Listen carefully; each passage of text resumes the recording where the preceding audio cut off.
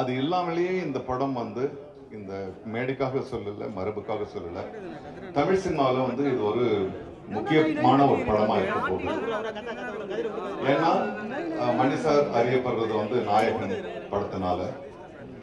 அது வெற்றிகரமான படம் என்பதை விட ஒரு கல்ட் ஃபில்மா இருந்துச்சு. இன்னைய வரைக்கும் இருக்கிற new generation of directors they wanted to match Nayakan என்ற மாதிரி ஒரு ஒரு ஒரு தர நிலையை வந்து கொண்டு வந்து வச்சது நாயகன் என்ற படம். அதே மாதிரி கமல் சார் அவருடைய நடிப்பை பற்றி நம்ம சொல்ல வேணாம். பல பரிமாணங்கள், அது ஒவ்வொரு படம் எடுத்தாலும் ஒவ்வொரு கோணத்திலிருந்து அவர் தன்னை வெளிப்படுத்திக்கிறாரு.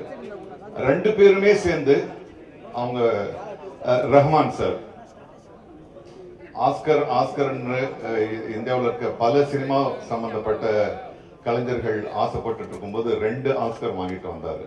ஆக இந்த 3 பேரும் சேர்ந்து ஒரு படம் பண்றாங்கன்னா அதுல பெரிய மன அழுத்தம் அவங்களுக்கே இருக்கு. போட்டின்றது அவங்களுக்கு வந்து வேற ஒரு டைரக்டர் கிடையாது, அவங்களுக்கு போட்டி அவங்களே. ஏன்னா இவங்க 3 பேரும் சேர்ந்து ஒரு பெரிய ஹை ஸ்டாண்டர்ட் அவங்க ஏற்கனவே நிரூபிச்சுட்டாங்க. அதை விட பெருசாக்கணுன்றதுக்காக இந்த படத்தை வந்து அவங்க பண்ணியிருக்காங்க. இந்த படத்தை நாங்கள் எல்லாருமே பாராபட்சம் இல்லாமல் நாங்கள் எல்லா நடிகர்களும், முக்கியமாக நடிகர்கள், தொழில்நுட்ப கலைஞர்களும் நாங்கள் இன்வைட் பண்ணலாம். இதில் வந்து ஒரு ஷூட்டிங்க்கு போகிற மாதிரி எங்களுக்கு தெரியல. There was one warmthness, there was one, ஒரு பெரிய ஸ்டார், பெரிய டைரக்டர் ஒரு தோரணையே இல்லை. அப்பதான் வந்து எல்லாருமா சேர்ந்து ஒரு ஒரு ஒரு எந்த ஒரு மேல் ஏற்றம் தாழ்வு இல்லாமல் நாங்கள் ஒர்க் பண்ணோம். அது சின்ன நடிகராக இருக்கட்டும், பெரிய நடிகராக இருக்கட்டும், அசோகா இருக்கட்டும், பக்ஸா இருக்கட்டும். So we had a wonderful time. It was a learning process. So உங்களை கூடவே நான் வந்து ஒரு குழந்தை மாதிரி இந்த படத்துக்காக காத்துருக்கேன். நான் பல படங்கள் நடிச்சாச்சு, 700 படங்கள் நடிச்சாச்சு. நான் இப்போதான் அர்ஜுன் கிட்ட சொன்னேன், என்னடா இது போருக்கு போற மாதிரி இருக்கு அப்படின்னு.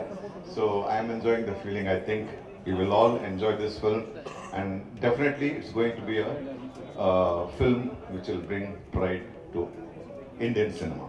எல்லோருக்கும் வணக்கம். இந்த படம் பொறுத்த வரைக்கும் எனக்கு எல்லாமே சந்தோஷம்தான்.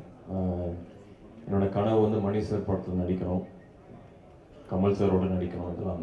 இதெல்லாம் ஒரே படத்தில் நடக்குதுங்கிறது வந்து ரொம்ப சந்தோஷமாக இருக்குது.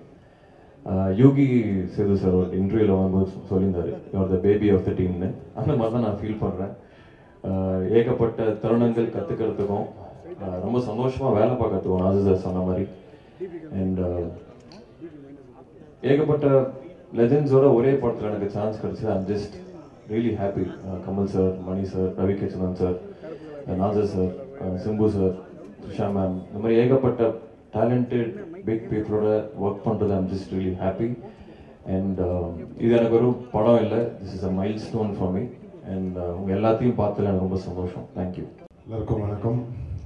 ரொம்ப சந்தோஷமாக இருக்குது. இவ்வளோ பேர் ஒன்றா பார்க்குறதுக்கு தனித்தனியாக பார்த்துருக்கோம். எனக்கு தெரியுது உங்கள் எல்லாருக்கும் பசிக்குதுன்னு சொல்லி நான் ரொம்ப நேரம் பேசி டைம் வேஸ்ட் பண்ணுறதா இல்லை. நாளைக்கு ரிலீஸ் படம். ஸோ ஆக்சுவலாக கான்ஃபிடெண்ட்டாக இருக்கும், சந்தோஷமாக இருக்கும். இந்த படம் எல்லாருக்கும் ஒரு மிகப்பெரிய வெற்றி அடையணும்னு இறைவனை வேண்டிக்கிறேன். ஏன்னா ரொம்ப உழைப்பு போட்டிருக்காங்க. கமல் சார் வந்து ஆக்ஷனாக இருக்கட்டும், பெர்ஃபார்மன்ஸாக இருக்கட்டும், பின்னி படம் எடுத்திருக்காரு. எல்லாருமே அவங்களோட ஒர்க்கை ரொம்ப கஷ்டப்பட்டு பண்ணியிருக்காங்க. ஸோ எங்கள் டீம் சார்பாக நீங்கள் எல்லோரும் வந்து படம் பார்த்து என்ஜாய் பண்ணுவீங்கன்னு நம்புகிறோம். Thank you so much. அனைவருக்கும் வணக்கம். இந்த எங்கள் பயணத்தில் ஆரம்பம் முதல் எங்களை தாங்கி பிடித்து இந்த மேடை வரை கொண்டு சேர்த்ததில் பெரும் பங்கு உங்களுக்கும் உள்ளது. அது மறுக்க முடியாத உண்மை. நீங்கள் எப்போ வேணா இது எப்படி இருக்குன்னு தெரியலன்னு ஒரு அங்கலாய்ப்புடன் யாருமே பேசலைங்கிறது எங்களுக்கே ஆச்சரியமாக இருந்தது. வழக்கமாக பார்ப்போம் வரட்டும் அப்படின்றது. அதுக்கு முன்னாடி நீங்களே அதை உங்கள் எதிர்பார்ப்பை உங்கள் கண்களின் மூலம் காட்டுகிறீர்கள் எங்களுக்கு. எனக்கு என்னுடைய யூனிட்டை பார்க்கும்போது முகதாட்சியம் கருதி நல்லா இல்லைங்கிறத நல்லா இல்லைன்னு சொல்ல மாட்டாங்க, நல்லா இருக்குங்கிறத ஒரு கை தேட்டர் ரசிகர் மாதிரி கை தட்டி விசில் இல்லாமல் அடிக்க முடியும். அதனால இப்போ நல்லா இருக்கு சார் அப்படின்னு சொல்லிட்டு போயிடுவாங்க. கொஞ்சம் அழுத்தி தான் வாசிப்பாங்க. ஆனால் நான் அவங்க கண்ணை பார்த்துக்கிட்டே இருப்பேன். ஏன்னா அவங்க எல்லாருமே சீசன்டு பீப்புள். இதில் இங்கே வந்து கற்றுக்கலான்னு வந்தோம் சார்ங்கிறவங்க யாருமே கிடையாது. கற்றுக்கிட்டு வந்தவங்க தான். டெக்னீஷியன்ஸாக இருக்கட்டும், நடிகர்களாக இருக்கட்டும், அவங்க கூட வேலை செய்யும்போது அவங்கள் முகத்தில் பார்க்குற சந்தோஷத்தை அது அப்படியே ஒரு பெரும் தொற்று, அது யூனிட்டுக்கே தொற்றிக்கிச்சு. அதை உங்களுக்கும் வழங்க வேண்டும் என்பதுதான் எங்கள் ஆசை. எங்களுக்கு வந்து வேற பெரிய பெருமைகள் இப்படி பண்ணியிருக்கோம் அப்படி பண்ணியிருக்கோம் பேசுறதை விட ஒரு க்ளோஸ்அப், அது சிம்பு சார் தான் இருக்கட்டும், இல்லை ஒரு சின்ன பையன் தான் இருக்கட்டும், அது எடுக்கிறதுக்கு ஒரு 50 பேர் வேலை செய்வாங்க. திரை பூரா ஒரு முகம் தான் இருக்கும். அது அப்படி அதுக்கே அப்படின்னா இதுல நீங்க பாருங்க, காரை புரட்டி போட்டு தமிழ் சினிமாவையும் புரட்டி போடணுங்கிறது தான் எங்களுக்கு ரொம்ப நாள் ஆசை. அதை செய்ய முயற்சி பண்ணிட்டே இருக்கோம். எல்லா நேரமும் தூக்க முடியாது, யாராவது உதவிக்கு வேணும். புரட்டி போடுறதுன்னு பெரிய விஷயம்.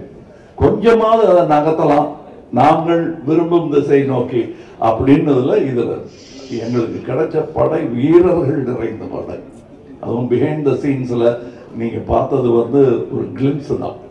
ட்ரெயின்ல வேகமா போகும்போது சீனரி தெரியுற மாதிரி உங்களுக்கு தெரியும். நாங்க கிட்ட ஜங்ஷன்ல நின்று எல்லாரையும் வண்டியில ஏற்றிக்கிட்டு வந்தவங்க எத்தனை பேர் உழைத்திருக்கிறார்கள். இன்டர்நேஷனல் தரத்தில் இருக்கும் எங்கள் டெக்னீஷியன்ஸ். நிஜமாவே வெளிநாட்டில இருந்து வந்து வேலை செஞ்சவங்க, இங்கிருந்து வேலை செஞ்சவங்க வெளிநாட்டுக்காரங்க பாராட்டுற அளவுக்கு வேலை செஞ்சிருக்காங்கிறது தான் என்னுடைய தாழ்மையான கருத்து. உதாரணம், மணிரத்னம் சாரை பத்தி சொல்ல வேண்டாம். மணிரத்னம் பிலிம் அப்படின்னு போட்டுக்கொள்வதற்கான எல்லா தகுதியும் கிட்டத்தட்ட 40 வருஷத்துக்கு முன்னாடியே அவர் பெற்றுட்டார். இது இட்ஸ் அ மணிரத்னம் பிலிம். இவர்களைப் போலவே எனக்கு அவர் படத்தில் நடிப்பது, நாசருக்கு நாயகன் போது எப்படி இருந்ததோ அந்த மாதிரி இருந்தது எனக்கு. ஏன்னா நான் பார்த்த அந்த இளைஞர் மணி இன்னைக்கு ஞானியாக, சினிமா ஞானியாக மாறி இருக்கிறார். எனக்கு பட்டம் கொடுத்துருக்கிறாங்க அந்த மாதிரி. ஸோ அவர் கூட வேலை செய்யறது எனக்கு குதூகலமாக இருந்தது என்பதுதான் உண்மை. அது எல்லாருக்கும் தெரியும், படம் பார்க்கும்போது தெரியும். அந்த எங்கள் செட்டில் இருந்து எங்களை பார்த்தவங்களுக்கும் அது புரியும். இதில் இருக்கிற டெக்னீஷியன்ஸ், எடிட்டர், ஒரு ட்ரெய்லர்லேயே தூக்கிட்டாங்க மணியும் அவரும் சேர்ந்து. அது ஒரு சூப்பர் ஹிட் பண்ணிட்டாங்க. அதெல்லாம் நல்ல சிறந்த டெக்னீஷியன்கள், பதட்டம் இல்லாமல் எந்த பெரிய இடையூறுகளையும் தாண்டும் அந்த லாபகம் அவர்களுக்கு இருக்கிறது. அதே மாதிரி ரவி கே சந்திரன் இந்நேரம் அமெரிக்காவில் படம் எடுத்துட்டு இருக்க வேண்டியது, அது 20 வருஷம் முன்னாடியே எழுந்திருக்க வேண்டியது. மருதநாயகம் அதனுடைய சினிமாட்டோகிராஃபர் அவருடன் முழுவதுமாக ஒரு முழு படத்தை முடித்தேன் என்ற பெருமை. அது பாதியில் விட்டோங்கிற வருத்தம் எனக்கு ரொம்ப உண்டு. ஆனால் அதில் இந்த படத்தின் மூலம் அதில் இருந்ததை விட இன்னும் சிறந்த சினிமாட்டோகிராஃபராக அவர் திரண்டு வந்திருக்கிறார் எங்களுக்காக. அது தெரியும், படத்தில் பார்த்தா பேசுவாங்க. அதை நான் சினிமா விமர்சகர்களிடம் விட்டு விடுகிறேன். அவருக்கு நல்ல பேர் கிடைக்கணும். நானும் சினிமா விமர்சகன் தான், நானும் சினிமா ரசிகன் தான். நான் சுவைத்த விஷயத்தை உங்களுக்கு நான் சொல்லுகிறேன். வியாபாரம் வெற்றி பெறணும், அதெல்லாம் ஓகே. என் சினிமாவும் வெல்ல வேண்டும் என்பதுதான் ஆரம்ப காலத்திலிருந்து நாங்கள் அதான் ஒரே மாதிரி எண்ணமுடையவர்களுடன் பேசிக்கணும். நாங்கள் செட்டில் இருக்கும்போது மணி சார் ஆகட்டும், நடுவில் போய் பேச டைம் இருக்காது. அதுவும் டெக்னீஷியன்ஸுக்கு மேலேயும் கீழையும் பார்த்துக்கிட்டு ஒரு மாதிரி சித்தர் மாதிரி அலைஞ்சிட்டு அதுக்கு நடுவில் நாங்கள் பேசுறது கூட அரட்டையாக இருக்காது. லஞ்சில் உட்காந்து பேசுறது கூட சினிமாவை பற்றியாக இருக்கும், வேற ஒருத்தர் எடுத்த நல்ல சினிமாவை பற்றியாக இருக்கும். இப்படி ஒரு அற்புதமான சூழலில் நாங்கள் இந்த படத்தை எடுத்துருக்கணும். இந்த மாதிரி ஆரோக்கியமான ஒரு சூழல் ஐமைவேதே எவ்வளோ பணம் கொடுத்தாலும் கிடைக்காது. அது எனக்கு கிடைத்தது, ராஜ்கமலுக்கு கிடைத்தது. ராஜ்கமலுக்கு பின்னாடி இருக்கிற அந்த இன்டர்நேஷனல்ங்கிற அந்த வார்த்தைக்கு முழு அர்த்தத்தை மணிரத்னம் எங்கள் டெக்னீஷியன்ஸ் கொடுத்திருக்கிறார்கள். இதில் உள்ள கலைஞர்கள் சின்ன சின்ன பாத்திரம் பண்ணவங்க. ஒரு சின்ன பையன்லாம் ஆக்ட் பண்ணியிருக்காரு, ஒரு 50 படம் பண்ணியிருப்பாரு அந்த பையங்கிற மாதிரி பண்ணியிருக்காரு. அதுக்கு நிஜமாவே 100-200 படம் பண்ணவங்கலாம் சின்ன சின்ன வேஷங்கள் பண்ணியிருக்காங்க இந்த சந்தோஷத்துக்காக. மணி சார் கூட ஒர்க் பண்ணுங்கிற சந்தோஷத்துக்காக தான் பாதி பேர் இருந்தாங்க. சம்பளம் 2ஆம் பட்சம் தான் அவங்களுக்கு. இது எங்களுக்கு தெரிந்த உண்மைங்கிறதுனால சொல்கிறேன்.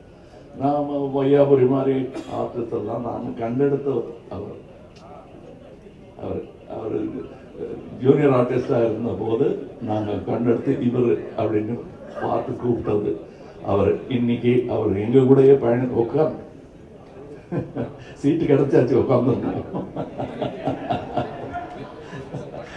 அது ரொம்ப கஷ்டம். அந்த நிலையிலிருந்து வந்த அவருக்கு தான் தெரியும். இங்க ஜோஜோ இல்லை, இப்போ இந்த முன் வரிசை இல்லாமல் இருக்கிற எல்லாருமே என் நண்பர்கள் தான். அவங்களுக்கு இந்த வாய்ப்பு கிடைச்சது எனக்கு பெருமையாக இருக்கு. நீங்க படம் பார்த்துட்டு இவங்களெல்லாம் பற்றி நான் பேசுகிறேன். ஏன்னா இப்போ பேசும்போது அவர்கள் பெயரை மட்டுமே குறிப்பிட வேண்டி வரும். அவர்கள் திறமையும் பற்றி பேசுவதற்கு இன்னொரு விழா நடக்கத்தான் போகிறது என்று எனக்கு தோன்றுகிறது. அந்த விழாவில் உங்களிடம் பேசுகிறேன். மற்றபடி எனக்கு உறுதுணையாக இருந்த தமிழ்நாட்டிற்கே நன்றி சொல்ல வேண்டும். நான் மேடையில் பேசும்போது உயிரே உறவே தமிழே என்று சொன்னதற்கான அர்த்தத்தையும் நான் முழுமையாக உணர்கிறேன். நன்றி, வணக்கம். So sorry to interrupt, but இன்னைக்கு we will not be doing question and answers. Hopefully after the film நாங்க வந்து டீமா உங்களை வந்து மீட் பண்றோம் and we'll take more questions from you all. Thank you. இல்ல ஒரு நிமிஷம் தயவுசெய்து புரிஞ்சுக்கங்க. இது வந்து உங்களுக்கு நன்றி சொல்வதும் எங்கள் குதூகலத்தை பகிர்ந்து கொள்வதற்காகவும் மட்டுமே ஏற்பாடு செய்யப்பட்டது. நம்ம எல்லாம் உட்கார்ந்து சாப்பிடுவோம். இன்னும் பேச வேண்டியது நிறையா இருக்கு. அது தகவலை சம்பந்தப்பட்டதில்லை. அது அப்புறம் பேசுவோம். கண்டிப்பாக அதற்கான நேரத்தை ஒதுக்கி தர வேண்டியது என் கடமை தமிழனாக. நன்றி, வணக்கம்.